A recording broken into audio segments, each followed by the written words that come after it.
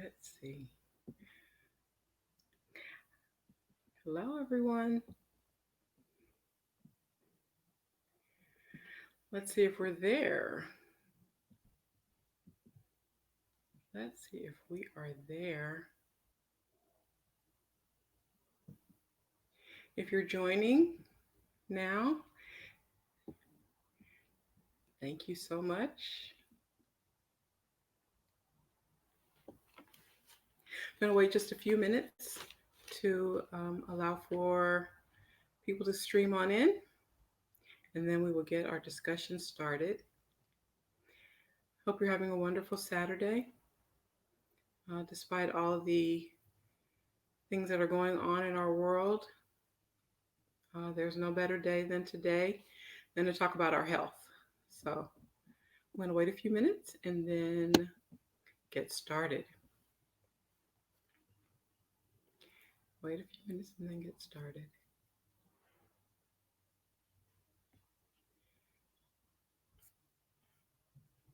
We are streaming live today talking about type 2 diabetes.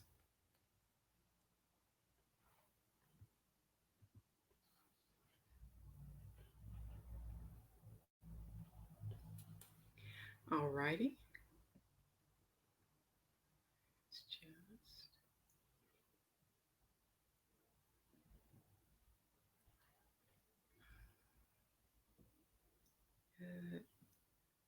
create a post, invite everybody on in.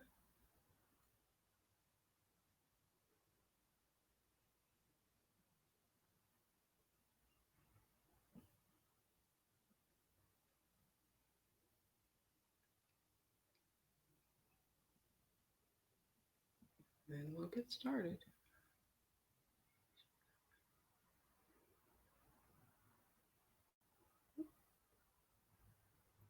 Alrighty.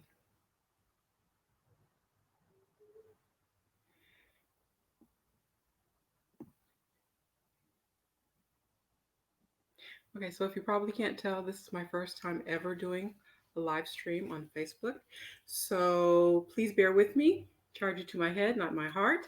And I am going to do my best to share the information that I have with you. And I hope that you wouldn't mind taking a moment to click the share button so that other people who are dealing with this disease might come in and get some useful information for them to take control of their health. So, anyways, welcome. Welcome. Hi, Lindsay. Welcome, welcome, welcome. If this is your first time seeing me, you don't know who I am. My name is Stacy McDonald. I am a private chef in the city of Los Angeles, California. Um, I enjoy cooking food. I enjoy helping people to identify whatever their health goals are and to achieve them through healthy cooking and nutritious, delicious eating. So I know you're wondering, it's a Saturday, you could be doing anything. Why are you doing this live? Well, I am doing this live because, according to the ADA, the American Diabetes Association, and the Center for Disease Control, it was estimated in the year of 2018 that 34 million people in the United States of America have diabetes. And of that, 90 to 95% of the 34 million people have type 2 diabetes. 7.3 million people are currently walking around undiagnosed. So to say that this is an epidemic is literally an understatement. 1.5 million new cases are identified each year, and so this is literally a house on fire. Diabetes is a horrendous, aggressive, progressive disease that, if left unchecked, causes complications like blurry vision, loss of vision, neuropathy, which is numbness in your limbs, amputations, and of course, sudden early death. Diabetes is the seventh leading cause of death in the United States of America, and I was almost one of them. So I'm going to tell you my story. In October of 2019, the year that I turned 49 years old, I was living my best life. I had put myself on my list of things to do, and I said, this is the year that I'm going to get my health together. I'm going to go make all the appointments that I need to make, see all the doctors that I need to see, and get my health in order. I'm going to find out what the state of my health is, and I'm going to get it together. I wasn't feeling well, hadn't been feeling well actually for a very long time. And you know how we are with life. We have to do the things that we have to do, and we just kind of say, oh, I'll go next week, I'll go next year, I'll go next month, whatever. And we just kind of put it off until you're at the point where you are forced to do something. And that is exactly where I was. So in October of 2019, I went for an annual exam shortly after my 49th birthday, as I mentioned, and the lab work was done. And my doctor actually called me on the day of the lab work was done. And usually it takes a couple of weeks to get labs back and for you to get the results. But this doctor called me at 5 o'clock in the evening and said, "We need you to come into our office tomorrow. Don't wait. Don't hesitate. We need to see you tomorrow." And so I did. I didn't think anything of it. I just thought, okay, they want to see me, I'll go. And when I went in, that was not only my doctor, there were a team of doctors there to meet me, to talk to me, to speak with me, because my lab results had revealed that my blood sugar, my fasting blood sugar is your blood sugar um, absent of eating for 8 hours or more. My fasting blood sugar level was 559. Now, if you know anything about glucose, you know anything about your blood sugar levels, normal range of blood sugar is 70 to 100. It should be. So 559 was exponentially higher than it should have been. And my A1C, with a hemoglobin A1C, which is a 3 month estimation of your blood sugar levels. My A1C, the normal A1C should be 5.6 or lower. My A1C was 15.4. So just let that sink in. 5.6 is normal, 15.4. And actually, it was greater than 15.4, but their lab stuff could only gauge that far. So basically, I was at a critical moment in my life at this point. And my doctor said, you're going to have to get yourself together rather quickly. You're going to have to take action today, or you won't be here by Thanksgiving or Christmas. And I looked at him and I said, Thanksgiving or Christmas? And he said, of 2019. You're going to leave here. By stroke, heart attack, you're going to go into a coma. Your family's going to come and visit you, and they're going to have to say goodbye to you if you don't do something now. So imagine being in that position. I was mortified. I was mortified. I was absolutely mortified. I was confused because I'd been going to the doctor for several months, for follow-ups for other things, and no one ever mentioned this to me. But I digress on that. On this day, I was diagnosed with type 2 diabetes, and the doctor said I needed to take immediate action or I was going to die. And so I didn't know what to say or do, and I just kind of tried to process it all as they're getting all the prescriptions together, because as you know, when you're diagnosed with diabetes, you have to have medication to help regulate your blood sugar levels and every other thing that may go wrong. They give you statins to protect your heart. They give you cholesterol medication to moderate your cholesterol level so that you don't have a heart attack, so that you don't have a stroke. And then they give you other drugs that help to, I guess, release weight on your body and also to help with your blood sugar. It's called metformin, if you're not familiar. So they gave me a bag of pills and an insulin prescription for insulin. As a matter of fact, they wouldn't even let me leave the doctor's office without taking the insulin. He said, it's insulin or we're going to admit you to the hospital. Those are your only two choices. Because I'm thinking, I don't know anything about this stuff. What are you talking about? Why would I have to do this? What? He said, you only have two choices. You can let us give you insulin injections and see if your blood sugar comes down. If your blood sugar doesn't come down while you're taking these injections right here in our office for the next several hours, we're going to admit you to the hospital.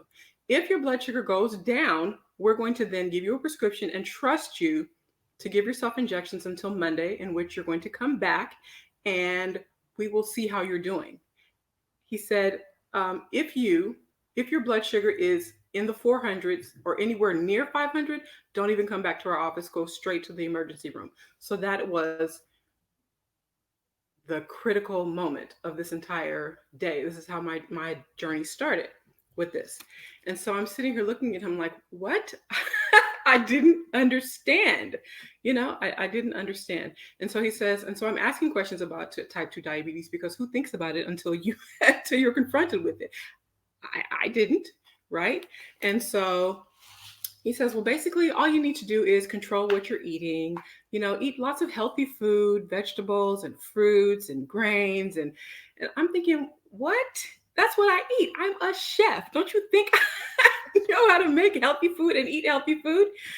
And he says, yeah, just do that and exercise and make sure you take your medication and you'll be okay. You'll be able to manage it.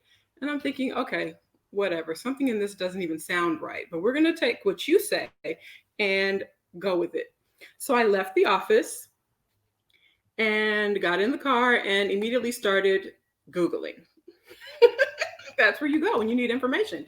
Most people would probably call their family and say, oh my God, guess what? No, I needed information because, first of all, the man told me I was going to die if I didn't get it together. So I needed to go for information. I went to Google and I found out that diabetes um, could be reversed. And I thought, yeah, that sounds really made up because if diabetes could be reversed, why are there so many people walking around with it for decades and decades and decades? That I was really skeptical. But thank goodness for the power of video, right? We have the power of video. People can tell stories and give information visually so that I can, judge for myself. I can get all the information that I need and then judge for myself. And lo and behold, diabetes can be reversed. So, having found that out, I watched several TED Talks about it and found and went straight to find a community on Facebook. Facebook is the place for communities. This is where you're going to find people who are on any path that you're on, who you can find support and encouragement and information from. And there was a reversing type 2 diabetes group. I encourage you to join it.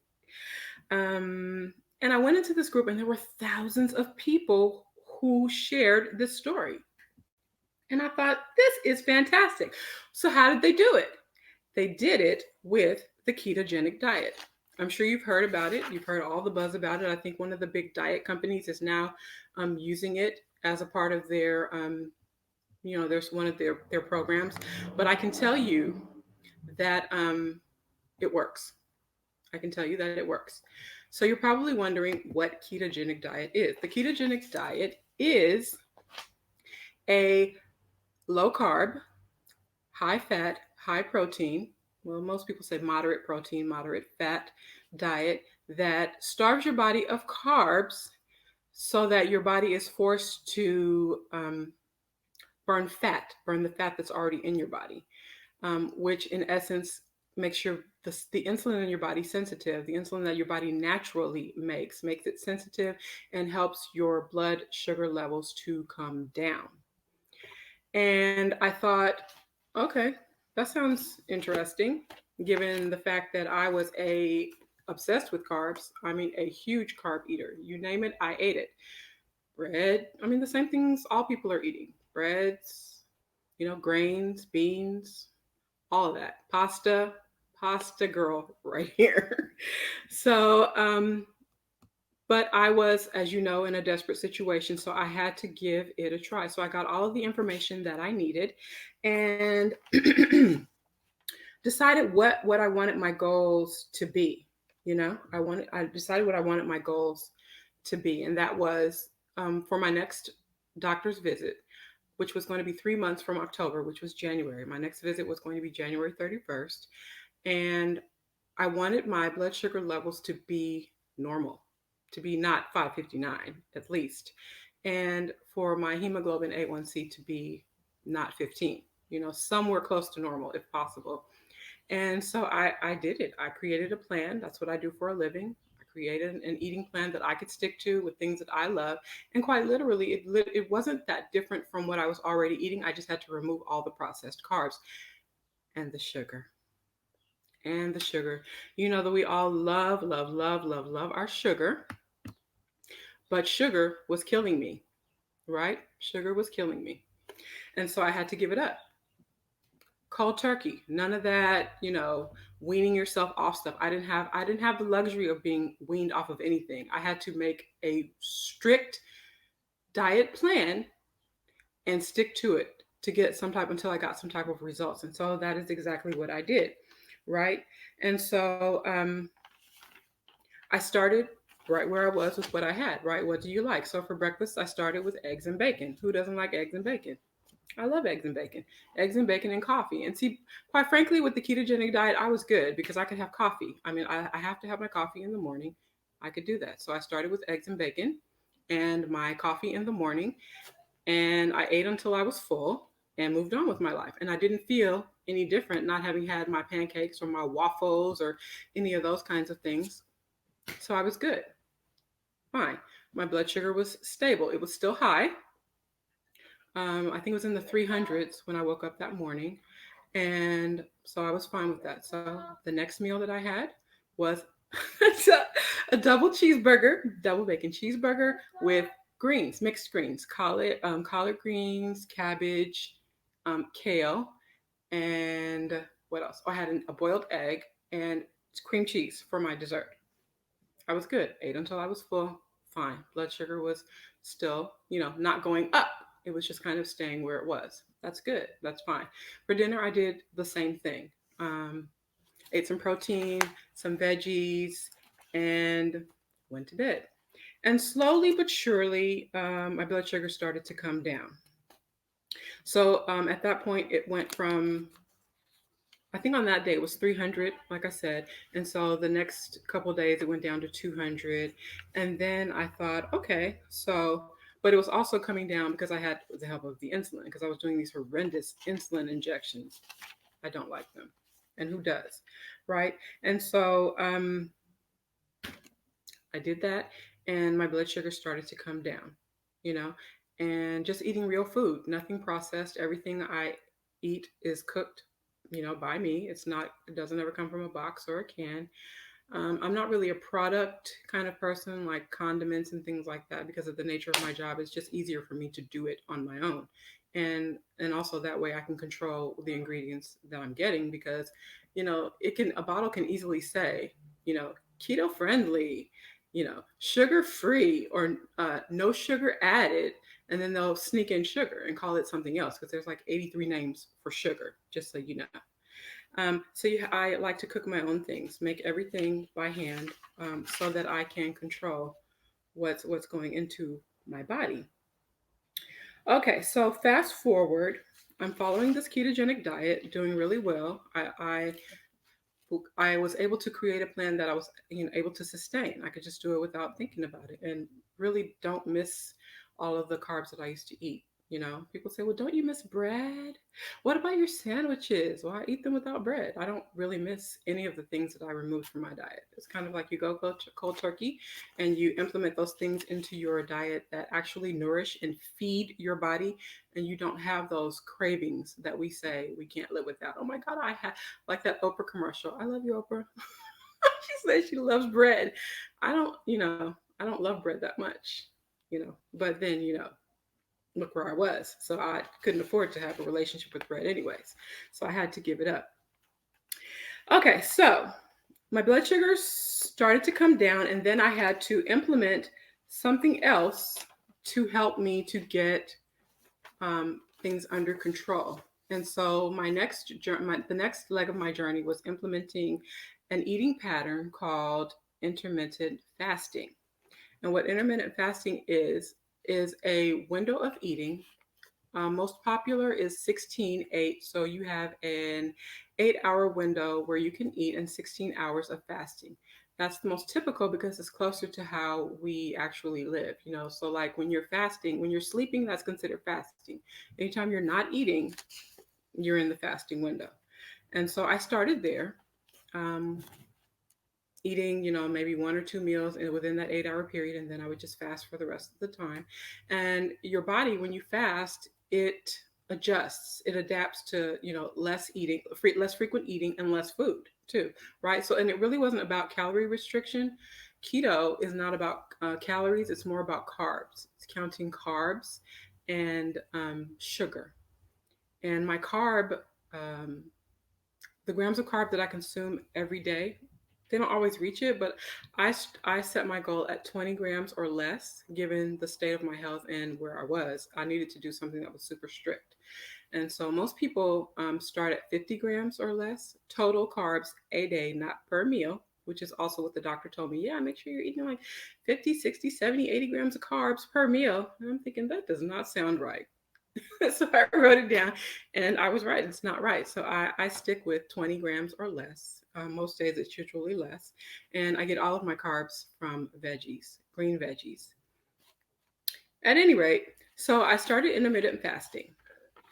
And intermittent fasting was the game changer for me um, because when you're not eating as frequently, the insulin levels in your body begin to go down and it brings your blood sugar down. Your body gets to rest, and it gets to process all the things that it gets every day more efficiently. When we're constantly eating, constantly eating, so all that 3 meals and 3 snacks a day, that keeps insulin levels high. And while you might not have type 2 diabetes right now, it makes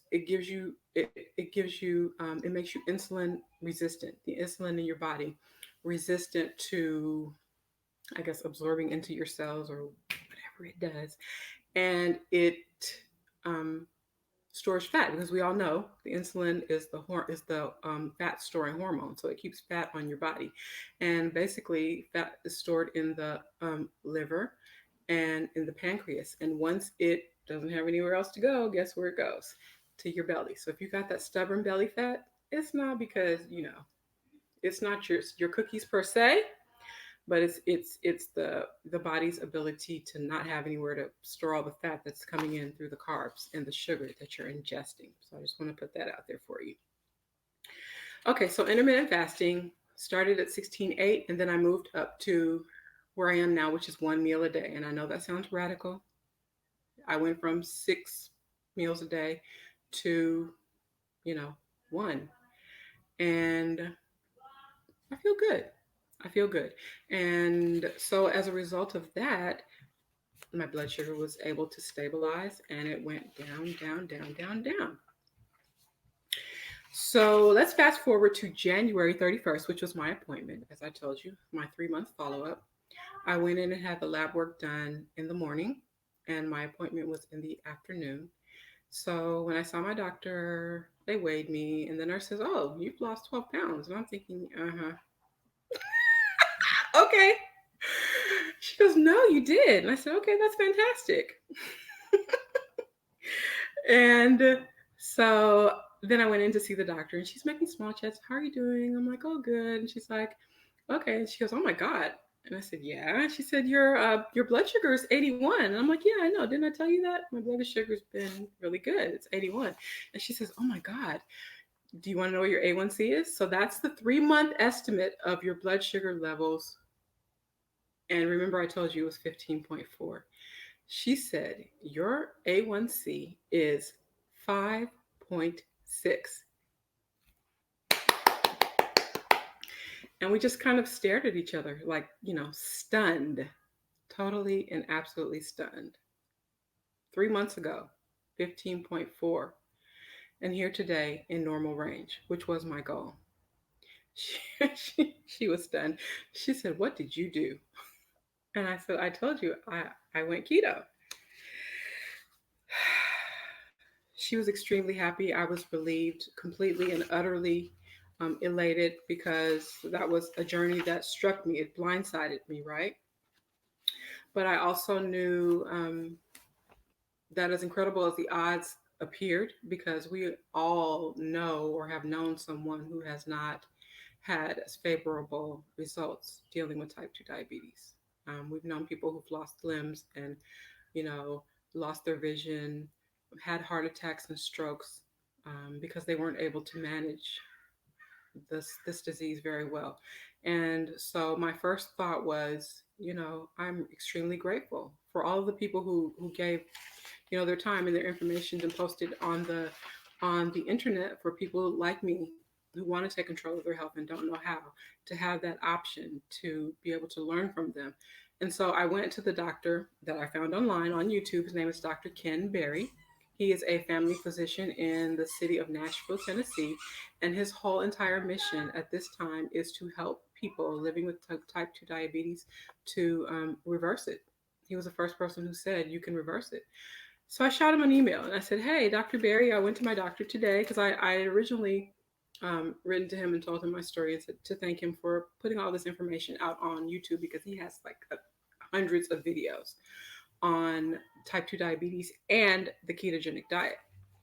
And he's just very giving of his time and helping people in the digital space. So I was really appreciative. So I sent him an email and I said to him, well, I went to the doctor today and I told him what happened.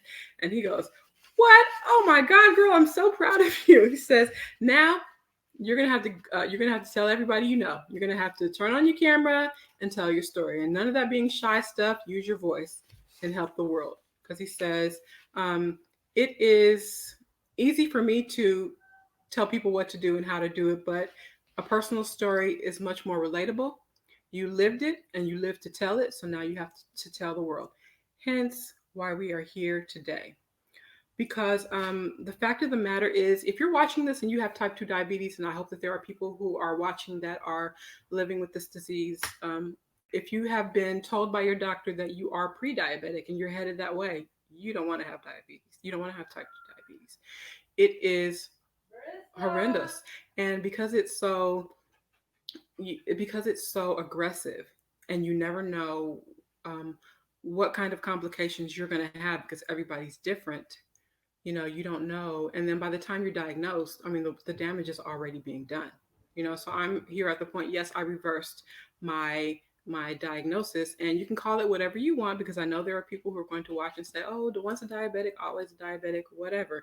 In my mind, my diabetes diagnosis has been reversed.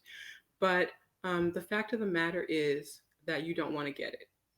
You don't want to get type 2 diabetes. So I hope that you will take this information that I'm giving out and heed the call. Your doctor told you you're on your way to being pre-diabetic, or you all are already.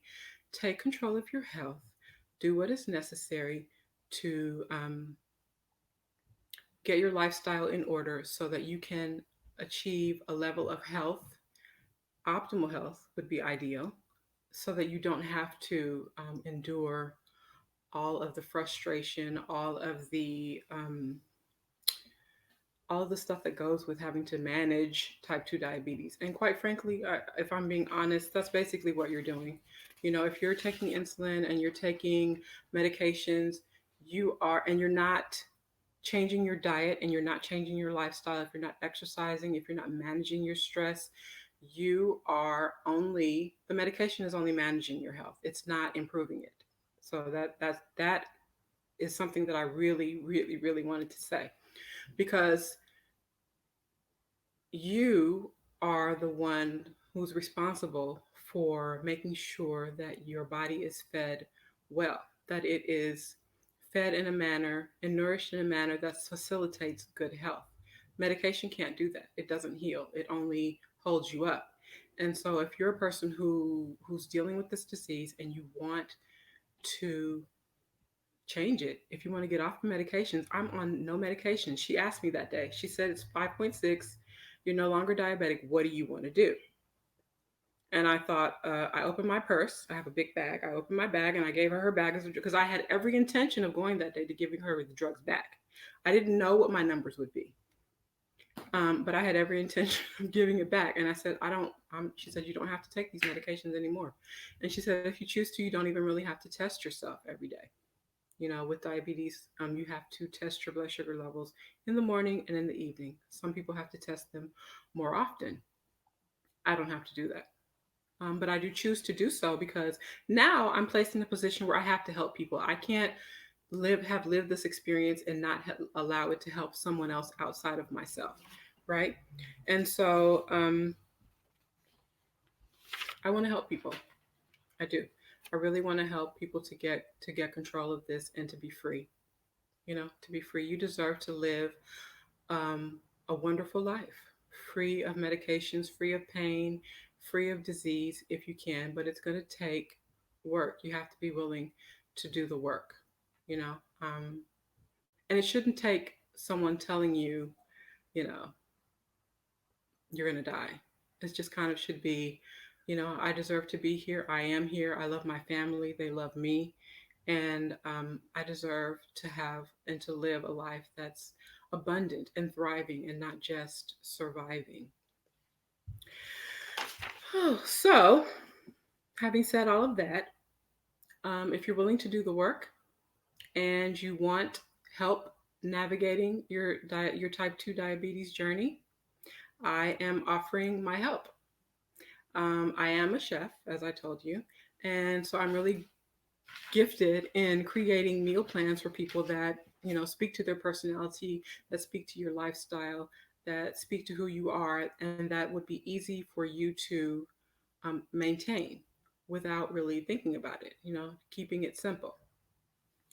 So I'm going to put up my email address. You can either like my page and message me there, or you can feel free to email me. Let's find my email address. Let's find my email address.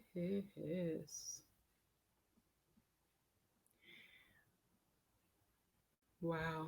I am super excited that I did this because this is so, so, so important.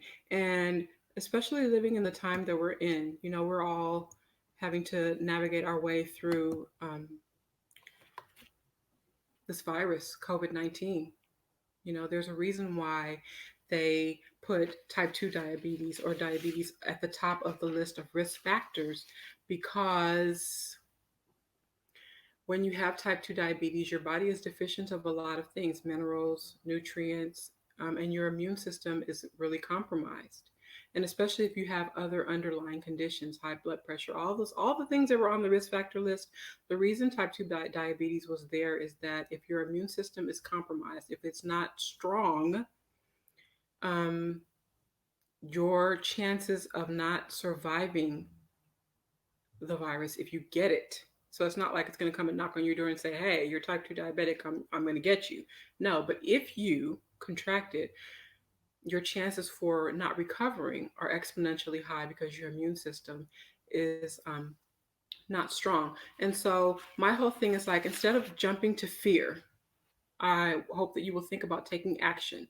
Taking action for to better your health, to better yourself, to better your life, so that you can have the energy and vitality that you want, so that your spirit and your soul and who you are can thrive in the world instead of just being here, just existing, and just being you know weak and fatigued and exhausted all the time, and having to be responsible for managing taking pharmaceuticals and all of that, and having to ride the roller coaster of emotion when your blood sugar's high, and being okay when it's not.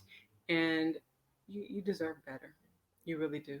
And if I can do it, you definitely can do it. And it was just me.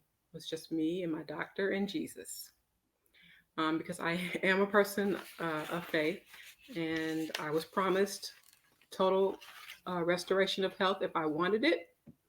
And so I appropriated it, and now I'm going to maintain it. And the way to maintain it is through proper eating. And we can call the diets whatever we want to call them, but the ketogenic diet is the proper human diet, as Dr. Berry refers to it. It's just the best way to eat. Processed carbs are not your friend. They're not. And you see, as I've just told you, it brought me to the point of unwellness where I was going to die.